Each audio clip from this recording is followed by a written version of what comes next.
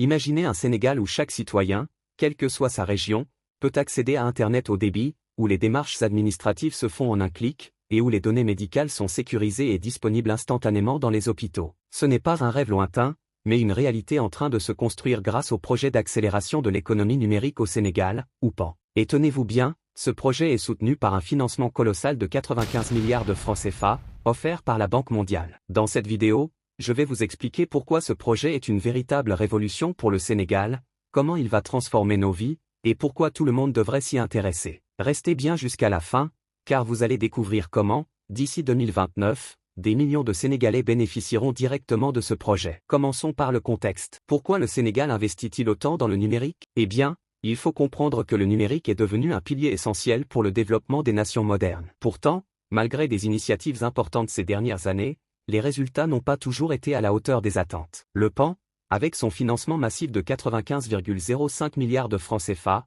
change complètement la donne. Ce projet s'articule autour d'un objectif clair, faire du Sénégal un leader régional en matière de transformation numérique. Mais ce n'est pas tout, le PAN a également une mission sociale, en s'assurant que les zones les plus reculées, comme la Casamance ou le bassin arachidier, bénéficient elles aussi d'une connectivité haut débit. En d'autres termes, le PAN, c'est plus qu'un projet technologique, c'est une véritable stratégie pour réduire les inégalités, moderniser le pays et améliorer la qualité de vie de millions de Sénégalais. Mais concrètement, comment le PAN va-t-il transformer le Sénégal? Le projet repose sur 5 axes majeurs. Regardons-les en détail. Premier axe, renforcer le cadre juridique et institutionnel. Pour que le numérique prospère, il faut un environnement favorable. Cela veut dire des lois adaptées, une régulation efficace et des institutions solides. Ce premier axe vise à poser les bases indispensables pour que tout le reste fonctionne. Deuxième axe, construire une infrastructure au débit résilient. C'est peut-être l'aspect le plus visible du PAN. Imaginez une dorsale nationale en fibre optique, reliant les grandes villes et les zones rurales. Le projet prévoit également de connecter le fameux dernier kilomètre, en s'assurant que même les villages éloignés,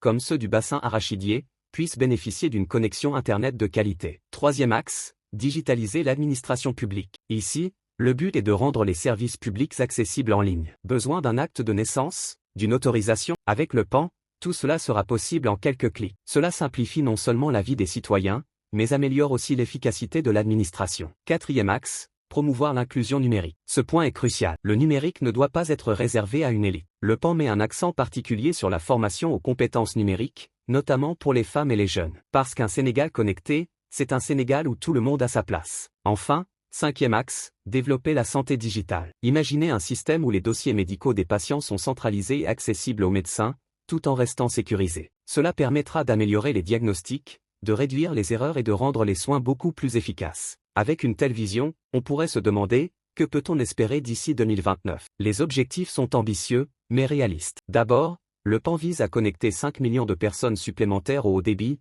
notamment en Casamance et dans le bassin arachidier. Ensuite, d'ici cette même échéance, 50% des centres de santé devraient être équipés de dossiers médicaux électroniques. Ça ne s'arrête pas là. Le PAN ambitionne aussi de positionner le Sénégal comme une référence en matière de souveraineté numérique. Cela signifie que nos données resteront protégées, et que le pays pourra développer ses propres solutions technologiques. Un tel projet ne pourrait pas voir le jour sans des partenariats solides. La Banque mondiale joue ici un rôle clé. Jana Kunikova, directrice sectorielle pour le développement digital, a d'ailleurs souligné que toutes les équipes de l'institution sont mobilisées pour accompagner le Sénégal. Ce soutien est essentiel pour garantir la réussite du PAN. Et bien sûr, le gouvernement sénégalais, sous la direction de Bassirou Diomaye Faye, montre une volonté claire de faire de cette vision une réalité. C'est cette collaboration entre acteurs locaux et internationaux qui fait du PAN un projet unique. Le PAN n'est pas seulement un projet technologique, c'est une vision pour un Sénégal inclusif, moderne et résilient. Grâce à ce programme, le pays se dote des moyens pour relever les défis du futur et pour offrir à ses citoyens les outils nécessaires pour réussir dans un monde connecté. Et vous, que pensez-vous de ce projet? Partagez vos impressions dans les commentaires et dites-nous ce que vous attendez du PAN. Si cette vidéo vous a inspiré, n'oubliez pas de liker, de vous abonner et d'activer la cloche pour ne rien manquer des prochaines vidéos sur les projets qui transforment l'Afrique. À très bientôt.